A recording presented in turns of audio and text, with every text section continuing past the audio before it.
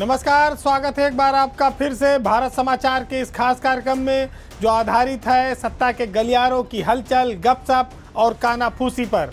तो चलिए शुरू करते हैं पावर सेंटर।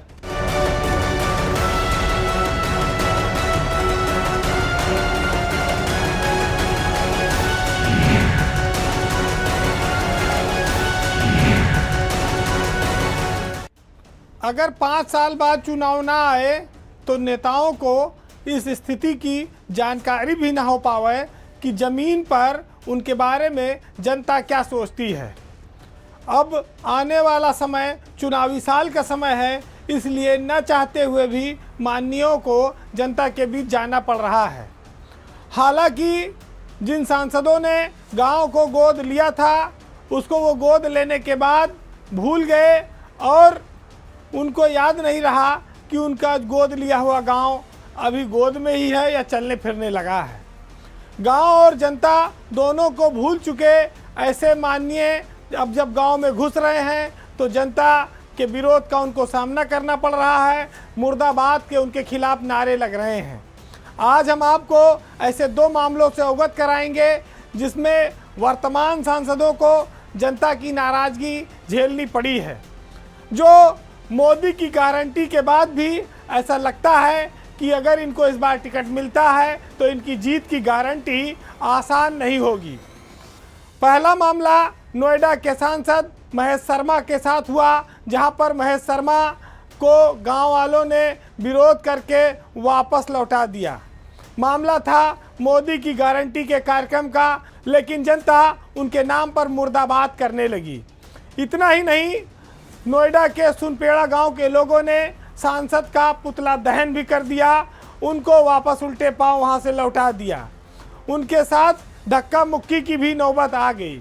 इसका मतलब ये है कि जनता में महेश शर्मा को लेकर काफ़ी नाराज़गी है और वो नाराज़गी भाजपा को भी भारी पड़ रही है। ऐसे ही माननीय हैं कौशाम्बी के सांसद विनोद सोनकर, जिनके कार्यक्रम में महिलाएं और पुरुष दोनों ने खुलेआम उनको मंच से वापस भेज दिया, उनको भाषण नहीं करने दिया और उनकी गाड़ी तक विरोध जताते रहे। सांसद को सुरक्षाकर्मी किसी तरह अपने साथ वापस लेकर गए और कार्यक्रम अधूरा रह गया। पुतला दहन, सांसदों के विरोध के तमाम वीडियो वायरल हुए, इंटरनेट पर आए। साफ है कि जो लोग भगवा लहर में सवार होकर 2-2 बार सांसद बन गए वो जनता की नज़र में अभी भी उनका दिल जीत नहीं पाए हैं। आज भी मोदी के नाम पर उनको वोट तो मिल जाता है, लेकिन जनता ऐसे सांसदों से नाराज़ है। मोदी की गारंटी का कार्यक्रम पूरे प्रदेश में चल रहा है, लेकिन जिस तरह से सांसदों का विरोध हो रहा है उससे ये साफ है कि तीसरी पारी में जीत की गारंटी देने के लिए जनता तैयार नहीं है और पार्टी नेतृत्व को भी ऐसे लोगों की स्थितियों पर आकलन करना चाहिए, विचार करना चाहिए और आने वाले वक्त में टिकट भी तय करना चाहिए। कार्यक्रमों में जनता का भारी विरोध इस बात का भी संकेत है कि सिर्फ एक नेता के नाम पर सांसद बनकर दिल्ली पहुंच जाना ही काफ़ी नहीं है। आपको अपने क्षेत्र में लगातार काम करना पड़ेगा, उपयोगिता को साबित करना पड़ेगा। लाभार्थियों के दम पर, केंद्र की योजनाओं और यूपी की योजनाओं के दम पर लगातार वोट हासिल कर लेना ही सब कुछ नहीं है। जनता की मूल समस्याएं भी हैं, बिजली, पानी, सड़क के साथ रोजगार, शिक्षा और थाना पुलिस चौकी भी है। इसको भी सांसद जी को देखना पड़ेगा। महेश शर्मा और विनोद सोनकर, इन 2 लोगों का विरोध इस बात का संकेत है कि बीजेपी ऐसे ही नहीं अपने 20-30% सांसदों का टिकट काटने पर विचार कर रही है। ये सब घटनाएं आगे चलकर जब टोटलिटी में आएंगी तो ये पता होगा कि ऐसे कितने और लोग हैं जिनके टिकट इन वजहों से काटे गए कि जनता में वो लोकप्रिय नहीं रह गए, जनता उनके विरोध में थी और उनके काम से जनता नाराज़ है। तो बहुत सारी चीज़ें आने वाले वक्त में आपको देखने को मिलेंगी और बीजेपी के जो टिकट का बदलाव है वो भी इन दिनों इसी अध्ययन पर आधारित है। एक और पूरे देश और दुनिया में राम मंदिर के उद्घाटन की चर्चा है, तो दूसरी ओर उत्तर प्रदेश की योगी सरकार के लिए दिल्ली से एक और अच्छी खबर आई है। जिस प्रदेश में बिजली को लेकर हाहाकार मचता रहा हो, गर्मी में लोग पावर स्टेशनों पर धरना प्रदर्शन करते रहे हों, उस प्रदेश में इतने बड़े इवेंट, कार्यक्रम और भीषण ठंड के बावजूद बिजली विभाग ने लगातार नित नए कीर्तिमान बनाने शुरू कर रखे हैं।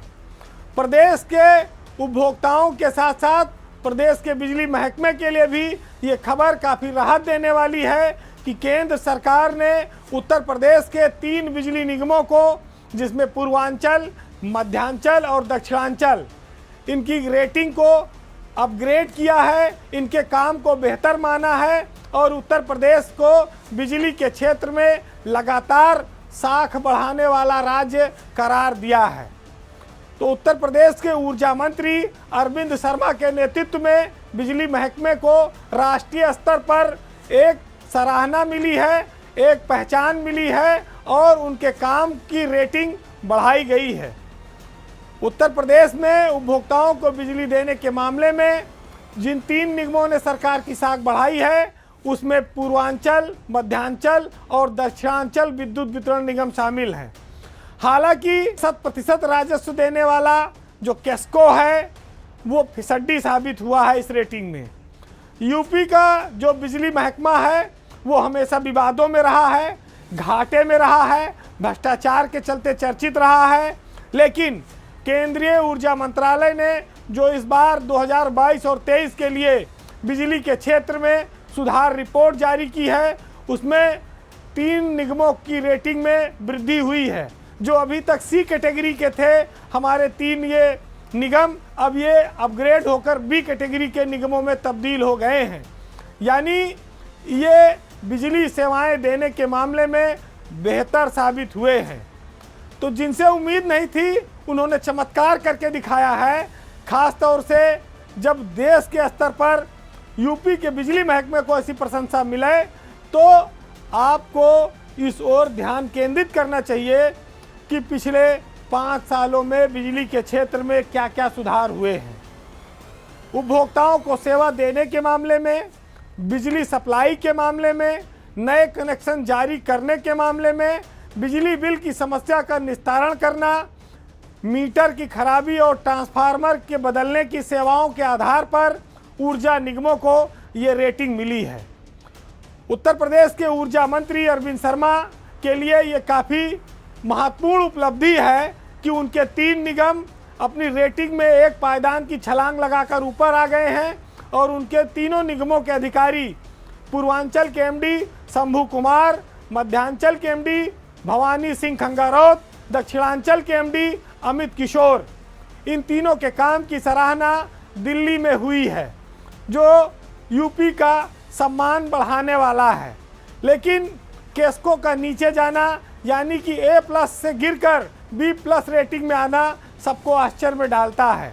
सैमुअल पाल जो 2012 बैच के IAS अफसर हैं, वो केस्को के इस समय एमडी हैं। केस्को 100% राजस्व देने वाला निगम है, लेकिन उसका पिछड़ना चिंता का विषय है। लेकिन इस मामले में शंभू कुमार से लेके भवानी खंगारौत और अमित किशोर, इन तीनों की तारीफ करनी होगी कि इतने बड़े बड़े आयोजन और बिजली की बढ़ती डिमांड के बावजूद उत्तर प्रदेश को उन्होंने सप्लाई और रेटिंग के मामले में आगे पहुंचाया है। तो जो बिजली महकमा हमेशा बदनामी के नाते चर्चित रहता था, वो अरविंद शर्मा के मंत्री बनने के बाद उनके अफसरों ने एक बड़ा बदलाव करके दिखाया है। और आप ये कह सकते हैं कि उत्तर प्रदेश में योगी सरकार ने बिजली के क्षेत्र में काफ़ी सुधार किया है। अभी तक तो वो ताना मारते थे कि कुछ ज़िलों में स्पेशल बिजली जाती है, बाकी ज़िले अंधेरे में रहते थे। और योगी सरकार ने इस व्यवस्था को बदलकर समानता का भाव पैदा किया और उसका नतीजा अब धीरे धीरे सबके सामने आने लगा है। इंडिया गठबंधन में लगातार आ रही टूट की खबरों के बीच एक राहत भरी खबर अब उत्तर प्रदेश से आई है। राहुल गांधी एक और यात्रा पर निकले हुए हैं, दूसरी ओर इंडिया गठबंधन के साथ ही उनका साथ छोड़ते जा रहे हैं। ममता ने पहले ऐलान किया, फिर केजरीवाल के मुख्यमंत्री भगवंत मान ने कर दिया, फिर उसके बाद अब नीतीश कुमार तो खैर पूरी तरह से दोबारा वापस चले गए। बचा ले दे के उत्तर प्रदेश, यूपी ने कांग्रेस को थोड़ा संजीवनी दे रखी है, जिंदा रखने का काम किया है।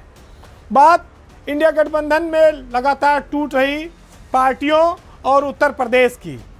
जब एक और इंडिया गठबंधन टूटकर बिखरने के कगार पर है, कांग्रेस लगातार अलग थलग पड़ती जा रही है, ऐसे में सपा और कांग्रेस का गठबंधन उत्तर प्रदेश में ऐलान हो जाना ये कांग्रेस के लिए बड़ी राहत भरी खबर है। अखिलेश यादव ने 11 सीटों पर कांग्रेस के साथ गठबंधन का ऐलान करके ये साफ कर दिया कि उत्तर प्रदेश में बीजेपी को इंडिया गठबंधन एक कड़ा मुकाबला देगा। अब ये 11 लोकसभा सीटों में रायबरेली और अमेठी तो परंपरागत सीटें हैं कांग्रेस की, बाकी 9 सीटों पर चर्चा होगी। तो अब जो पार्टियां बीजेपी के साथ मुकाबले में हैं, उसमें यूपी ही एक स्टेट है जहां इंडिया गठबंधन सबसे मजबूत है। बाकी राज्यों में गठबंधन बनने से पहले बिखर गया है। या आप ये कह सकते हैं कि जब राहुल गांधी की यात्रा बंगाल में पहुंची तो ममता ने साथ छोड़ दिया, बिहार पहुंचते पहुंचते नीतीश कुमार साथ छोड़ गए, मायावती ने साथ दिया नहीं, ले दे के यूपी पहुंचने से पहले कहीं अखिलेश यादव का साथ न छूट जाए, उससे पहले कांग्रेस ने दोस्ती कर ली और 11 सीटों पर इन टीम इंडिया और पीडीए की जो रणनीति है वो कामयाबी में बदल गई। तो अब राहुल, अखिलेश, जयंत चौधरी, ये तीनों का एक कॉम्बिनेशन उत्तर प्रदेश में बन गया, जो यूपी में बीजेपी को रोकने के लिए, उनके सामने चुनाव लड़ने के लिए एक मजबूत गठबंधन है। हालांकि नीतीश कुमार पलटी मार के रूप में चर्चित हो चुके हैं और उनका पहले से आगे पीछे कार्यक्रम चल रहा था। इंडिया गठबंधन में भी वो बेमन से जा रहे थे, लेकिन भगवंत मान का बयान ये दर्शाता है कि कांग्रेस से उनके सहयोगी संतुष्ट नहीं हैं। कांग्रेस हर चीज़ में लेट लपेट कर रही है और उसके बाद यूपी में भी अखिलेश यादव की पार्टी का धैर्य जो था वो जवाब दे रहा था। हर कोई उससे अलग होने की फिराक में था और यही वजह है कि जिन राज्यों में कल तक बीजेपी कमज़ोर लग रही थी, अचानक से वो वहाँ ताकतवर बनकर उभर आई है। इंडिया गठबंधन जैसे जैसे टूट रहा है, वैसे वैसे भाजपा का उत्साह लगातार बढ़ रहा है। तो कभी ममता के खिलाफ कांग्रेस के अधीर रंजन चौधरी बयान देते हैं कि इनकी सरकार गिरा दी जाए, राष्ट्रपति शासन लगा दिया जाए, तो कभी पलटी मार नीतीश कुमार के बार बार पाला बदलने इंडिया गठबंधन की आशाओं और उम्मीदों को धूमिल कर दिया। ले दे के एक कसर बची थी यूपी में अखिलेश यादव। हालांकि यहाँ भी कांग्रेस के नेताओं ने एक बयार ये चलाई कि कांग्रेस और मायावती के बीच एक गठबंधन किया जाए, अखिलेश यादव को छोड़ दिया जाए, क्योंकि मुसलमान कांग्रेस के साथ लोकसभा में अपने आप मजबूरी में आ जाएगा। लेकिन इस बार थोड़ी सी समझदारी कांग्रेस के नेताओं ने दिखाई। अब आज ये गठबंधन का ऐलान होने के बाद ये स्थिति साफ है कि अब मुसलमान, यादव, जाट ये कॉम्बिनेशन बनाने की कोशिश है इंडिया गठबंधन की। और इन टूट की खबरों के बीच ये एक राहत भरी खबर है, क्योंकि इंडिया गठबंधन का अस्तित्व पूरी तरह से लड़खड़ा गया था, खत्म होने के कगार पर था, संकट में था, जिसको इस गठबंधन ने थोड़ा से बचा लिया है। अब दोनों के कार्यकर्ता इस बात की उम्मीद कर सकते हैं कि उनके साथ कुछ और मजबूत पाए खड़े हो गए हैं। कांग्रेस भले ही अपने इतिहास के सबसे बुरे दौर से गुजर रही हो, लेकिन एक बड़ा गठबंधन इंडिया बनाने के बावजूद वो सबको एकजुट रखने में नाकाम साबित रही है। और जहां उसका कुछ नहीं है वहां भी उसने मुंह फैला के बहुत बड़ी बड़ी सीटें मांगी। उनके नेताओं के तौर तरीकों ने उनके दोस्तों को नाराज कर दिया और उसकी कमजोरी का संदेश पूरे भारत में जा चुका है। बीजेपी को यही चाहिए था। जैसे जैसे गठबंधन बिखरा वैसे वैसे भाजपा मजबूत होती गई। अब बिहार का साथ छूटने के बाद बीजेपी के विजय रथ को रोक पाना विपक्ष के लिए बेहद कठिन हो चला है। ऐसे में ले देके थोड़ी अगर सांस बचेगी, थोड़ा जीवन रहेगा, तो अखिलेश यादव के सहारे उत्तर प्रदेश में कुछ सीटों पर कांग्रेस लड़ लेगी। हालांकि पहले 35 सीटों की कांग्रेस की ओर से डिमांड की गई थी, लेकिन अब 11 सीटों पर गठबंधन सपा और कांग्रेस का ऐलान हुआ है। 7 सीटें रालोद को देने के लिए अखिलेश यादव पहले ऐलान कर चुके हैं, यानी कि 11 और 7 18 सीटें। 80 में से 18 निकाल देने पर 62 लोकसभा की सीटें बचती हैं, जिन पर अखिलेश यादव की पार्टी समाजवादी चुनाव लड़ेगी। लेकिन इतना जरूर है कि उत्तर प्रदेश में वोटों का जो बिखराव भाजपा देख रही थी, अब एक तरफा जीत के लिए जो उसने 75+ का नारा दिया है, उसको अपनी रणनीति में कुछ बदलाव करना पड़ सकता है।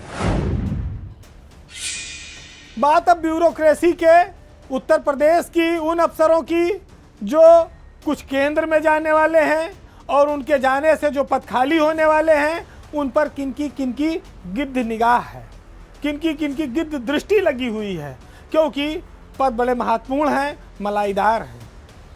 ब्यूरोक्रेसी में जब भी कोई परिवर्तन होता है तब भी कुछ लोगों की लॉटरी लगती है, लोग इस जुगाड़ में रहते हैं। केंद्र में जाने की इन दिनों 4 IAS अफसरों की चर्चा है। जो सचिव स्तर के अफसर हैं वो प्रतिनियुक्ति पर जा रहे हैं, उनकी जगह नए लोगों को तैनात करने की चर्चा है। इसके अलावा कुछ मंडलों में नए कमिश्नर भी तैनात किए जाएंगे, जिसमें बनारस और मेरठ मंडल का नाम प्रमुखता से लिया जा रहा है। सचिव स्तर पर यह परिवर्तन ज़्यादा होगा और ख़ासतौर से 2007 बैच के जो IAS अफसर हैं 3, उनके नाम केंद्रीय प्रतिनियुक्ति के लिए आए हैं और उनको कभी भी रिलीव किया जा सकता है। इसमें झांसी के कमिश्नर हैं डॉक्टर आदर्श सिंह, पश्चिमांचल विद्युत वितरण निगम की MD हैं चैत्रा V, और उत्तर प्रदेश में गन्ना आयुक्त हैं PN सिंह, यानी कि प्रभु नारायण सिंह। ये तीनों नाम केंद्र में इम्पैनल्ड हुए हैं प्रतिनियुक्ति के लिए, इनको सरकार से हरी झंडी है। इसके अलावा नियुक्ति विभाग में इस बात का भी इंतजार हो रहा है कि P गुरुप्रसाद जो प्रमुख सचिव बन चुके हैं वो कब उत्पादन निगम से हटेंगे।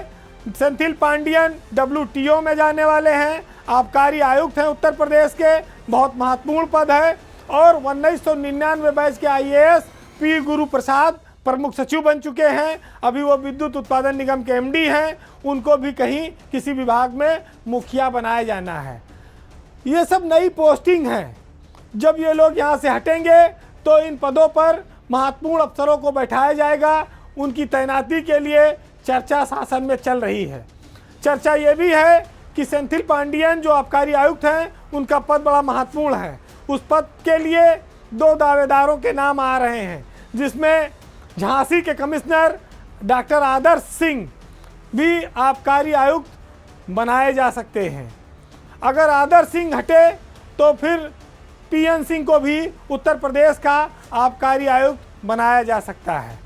ये सब नाम चर्चा में हैं, किसको क्या मिलेगा ये आने वाले कुछ दिनों में पता चलेगा।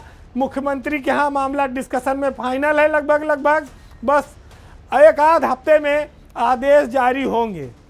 अब इन पदों पर किसकी लॉटरी निकलेगी, किसकी किस्मत खुलेगी, किसकी सेटिंग अच्छी है ब्यूरोक्रेसी में, ये देखना महत्वपूर्ण होगा। हालांकि गोटें बिछाई जा चुकी हैं, नामों पर चर्चा हो चुकी है और कई नए और चौंकाने वाले नाम भी लाइन में हैं। एक लखनऊ के पूर्व बदनाम DM भी रहे हैं, वो भी लाइन में हैं। वो भी चाहते हैं कि कहीं पर बढ़िया मौज मस्ती वाली जगह मिल जाए जहां आमदनी भी ठीक ठाक हो, लेकिन मुख्यमंत्री अभी उनके नाम पर तैयार नहीं है, क्योंकि अतीत उनका इतना दागदार रहा है कि उनको कहीं बैठाते ही फिर कीचड़ के छींटे उड़ने लगेंगे। बहरहाल आज के पावर सेंटर में इतना ही। जो जुगाड़ू हैं वो मानने वाले लोग नहीं हैं।